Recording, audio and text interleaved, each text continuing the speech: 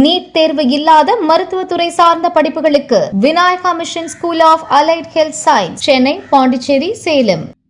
முதல்வர் விஜய் தலைமையிலான தாவேக அமைச்சரவையில் அதிமுக அதிருப்திகளுக்கு இடம் கிடைக்கவில்லை.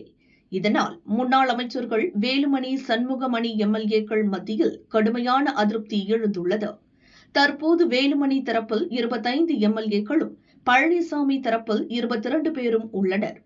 மகாராஷ்டிராவில் கட்சித் தலைவராக இருந்த உத்தவ் தாக்கரேவின் சிவசேனா அணிக்கு எதிரான ஏக்நாத் ஷிண்டேவுக்கு அதிக எம்எல்ஏக்கள் ஆதரவு இருந்தது. பெரும்பான்மை பலத்தை அடிப்படையாக கொண்டு ஏக்நாத் ஷிண்டே தலைமையிலான பிரிவை உண்மையான சிவசேனா என்று தேர்தல் கமிஷன் அறிவித்தது.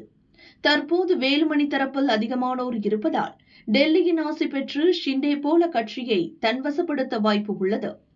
எனவே வேலுமணி தரப்பில் இருந்து 3 எம்எல்ஏக்களை பழனிசாமி இழுத்தாலே மகாராஷ்டிரா பாணியை செயல்படுத்த முடியாமல் போய்விடும்.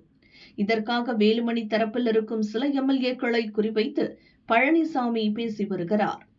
மாவட்ட செயலர் பதவியை இழந்த எம்எல்ஏக்களிடம் தன் பக்கம் வந்தால் மீண்டும் பொறுப்பு வழங்குவதாக பழனிசாமி வாக்குறுதி கொடுக்கிறார்.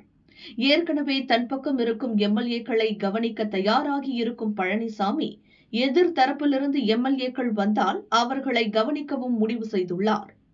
இப்படி பழனிசாமி தரப்பு அதிகம் செலவு செய்வதால் வேலுமணி தரப்பு நிலைகுலைந்து போயிருக்கிறது. எம்எல்ஏக்களை தக்க வைக்க போராடும் வேலுமணி, சண்முகம் தரப்பு டெல்லியில் பேச்சு நடத்துகிறோம், அவர்களின் உதவி கிடைத்தால் கட்சி நம் கட்டுப்பாட்டுக்குள் வந்துவிடும், அதுவரை பொறுமையாக இருங்கள் என சமாதானம் செய்து வருகின்றனர்.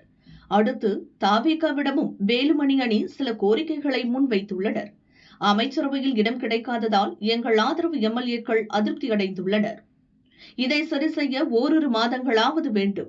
எனவே வரும் பட்ஜெட் கூட்டத்தொடரின் போது எங்களது குழுவை சட்டசபை அதிமுகவாக அங்கீகரிக்க வேண்டும். அப்படி செய்தால்தான் அதிருப்தியில் உள்ள எம்எல்ஏக்களை தக்க வைக்க முடியும். அதன் மூலம் கட்சியை காப்பாற்ற முடியும்.